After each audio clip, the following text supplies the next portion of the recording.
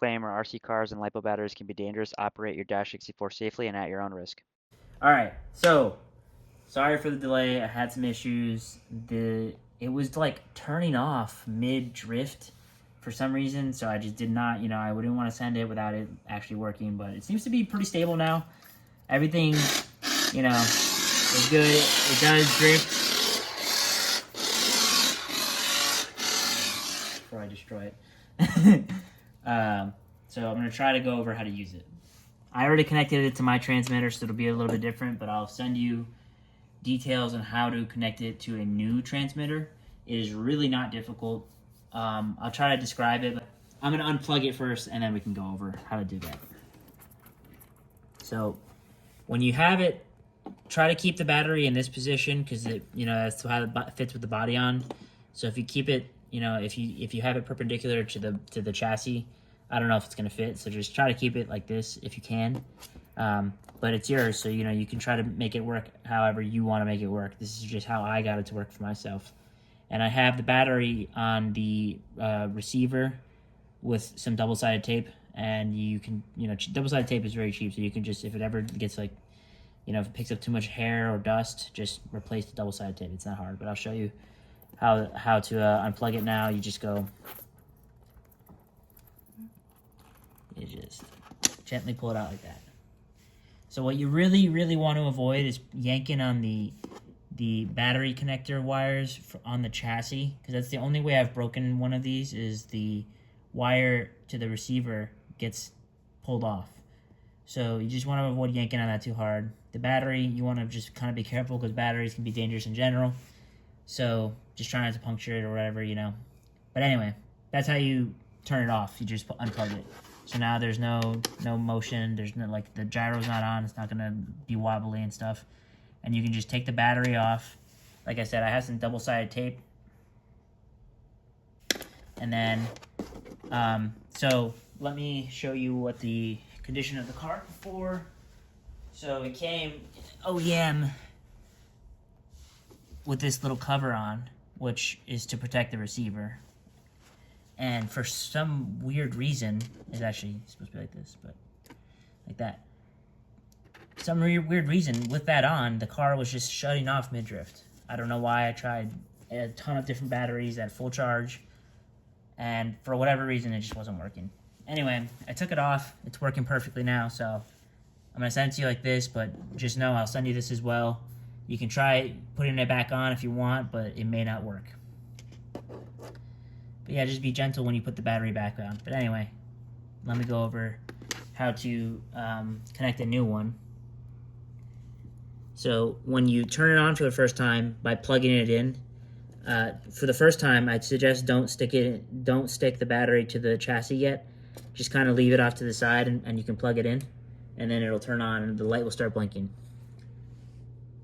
On the receiver, this little chip here, the mother or circuit board with all these wires connected to it, it's kind of the brains of the whole thing.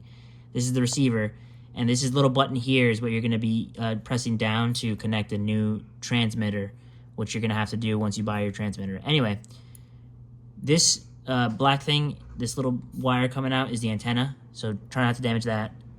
And then the connector wires on anything, just try not to damage those because then you'll have to resolder. I don't know how to solder. Anyway.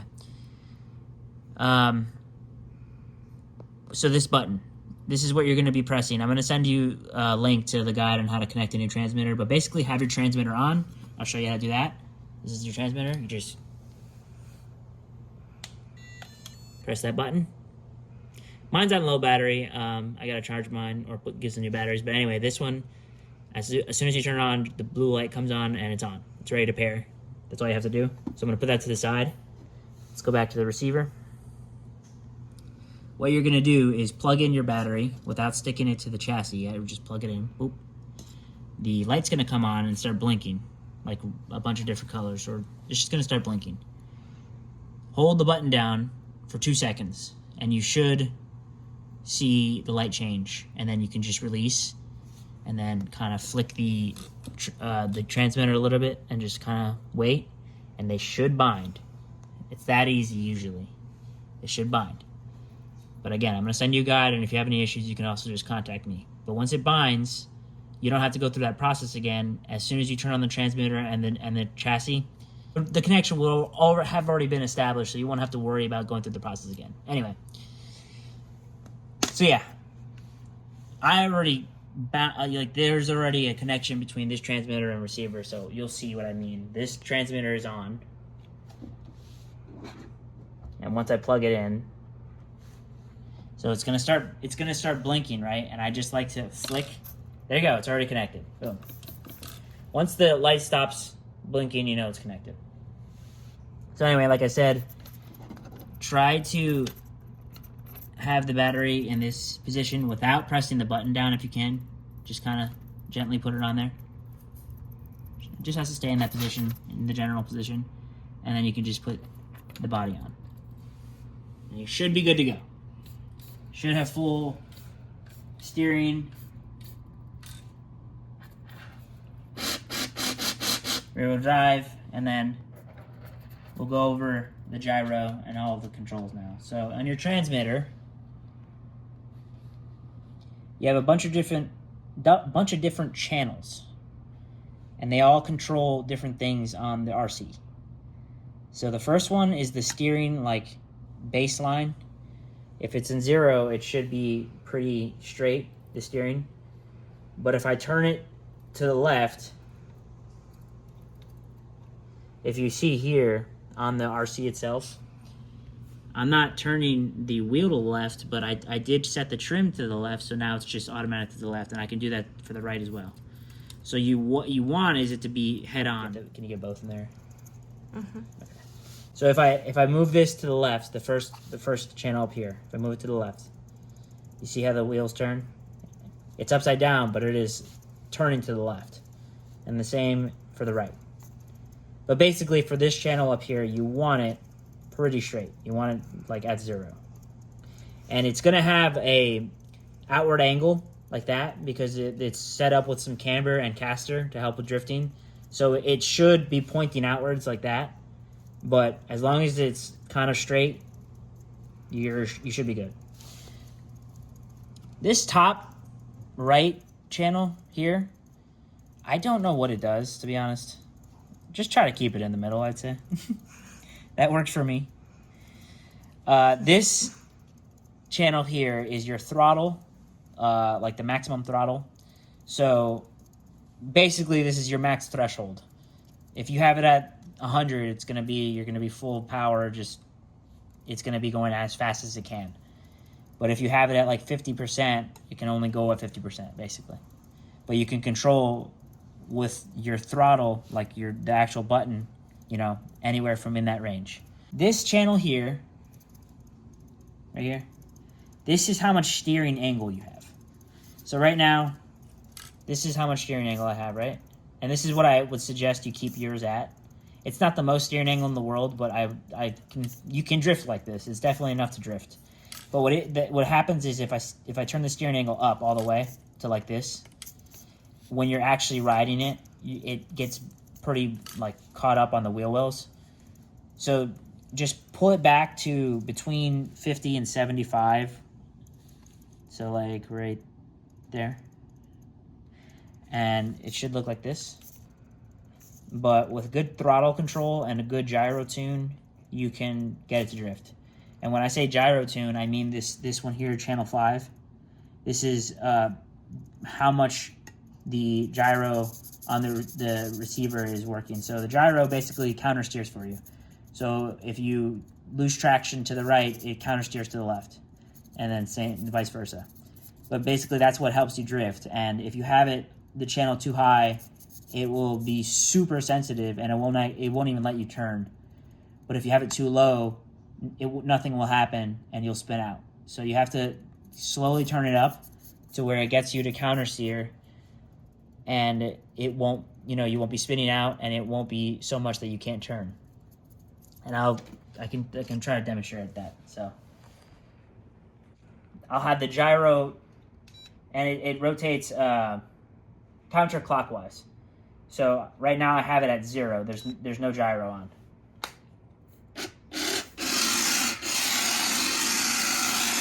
That's all that's gonna happen. And now I'm going to turn the gyro all the way up. So now the gyro is counterclockwise all the way up. It won't even let me turn. I have that full turning. It's not going to let me turn. So if I go to about here, you can see the arrow is pointed in that direction.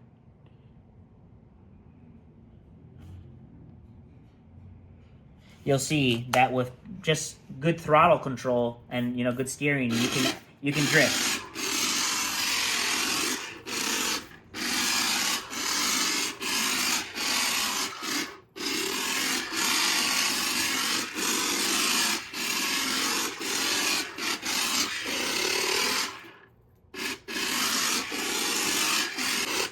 It's going to take some practice and tuning on your end. Every car drives differently, and with this one, since it's the cheapest transmitter, it doesn't allow you to save presets for each trim level on the channels. So you have to reset like all of the parameters with each drift car, and I have to do that every time. So I haven't really like perfected this car is what I'm saying, and you can take it as far as you want basically. You can have it just do donuts if you want and just turn the gyro off if you want, or you can tune the gyro to where it's literally crab walking sideways if you wanted. So it's really just up to you how far you want to take it. But yeah, that's it. Always make sure the batteries are fully charged when you before you operate it. It definitely helps. I will say I would get a battery bag for safety, because I don't trust every battery. I don't know where these things are produced. Who knows? And the chargers do make the batteries get hot sometimes. So I would definitely watch the batteries charge and maybe get a bag that's like fireproof in case the battery explodes, because I'm paranoid, but still. Anyway, that's how you do it. And then if you're done drifting, you can just unplug it, hold the button on your transmitter. You're done. Everything's off. You can store it away. I like to store them in the battery bags in case they explode. But anyway, that's me. That should be everything that you need. But again, if you need anything else, you can just message me. And yeah, I'll leave it with that. You can hope you enjoy.